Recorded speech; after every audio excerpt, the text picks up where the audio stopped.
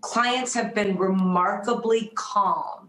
And we work for some of the biggest institutions around the country, around the world. We also work for small investors who invest in our mutual funds. And we've been really, really pleasantly surprised by the calm. Have you been surprised to see this big snapback in the market? I mean, I know you guys a few weeks ago were pretty optimistic and saying that there were some great opportunities out there. Are you surprised at how fast you've seen this recovery so far?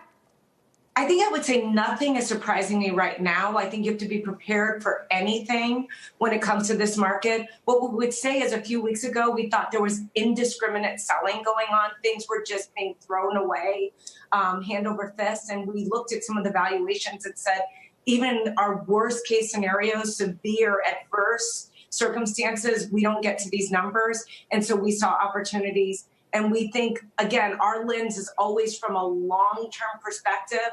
We're looking out 3 to 5 years. And we kept saying to ourselves, this will end. It's not a question of if, it's just a question of when. And then with that perspective, we said, everything we own, we need to make sure it can make it to the other side. And if it can, we will be okay. And Mellody, clearly you mentioned the word indiscriminate there in terms of some of the selling we saw. Clearly, over the last 5 to 10 years, we've seen huge floods of money move into ETFs, into automated products. Do you think this is going to see a shift back in terms of the industry benefiting active investments once again? Well, I'm hoping people will see the benefit of active investing. We've insulated on the downside here. We've been able to outperform our benchmarks.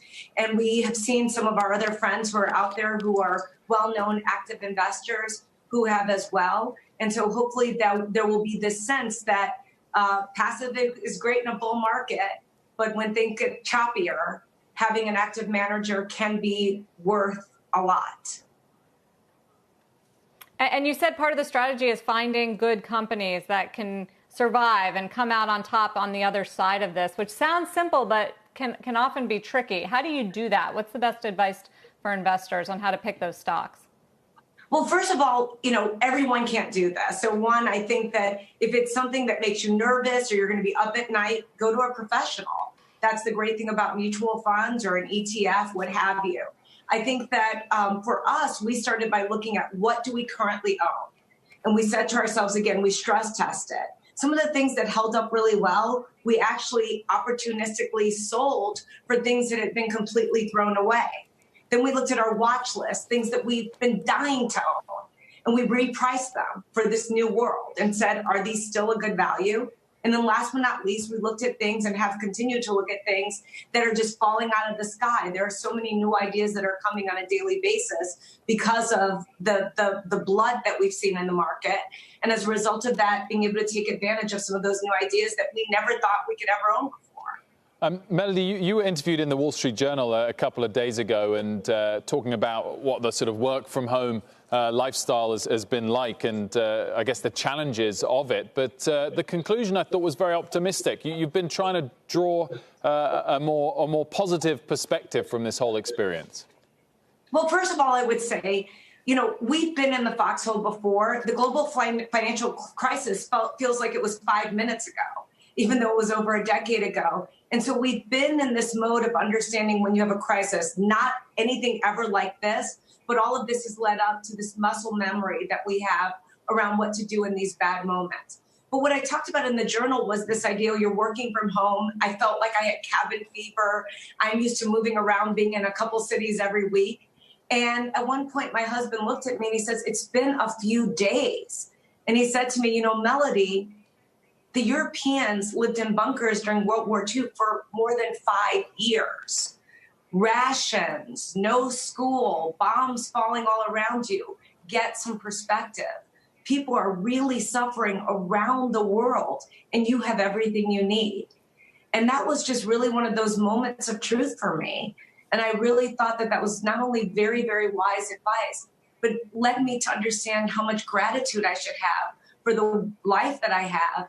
And the life, literally, when you have people dying in this health crisis that those of us who have not had it have. So, there was a lot of perspective that I think is very, very important that I gain from that moment. And it also gives me the optimism going forward. But my optimism also comes from the long-term patient approach that Ariel has.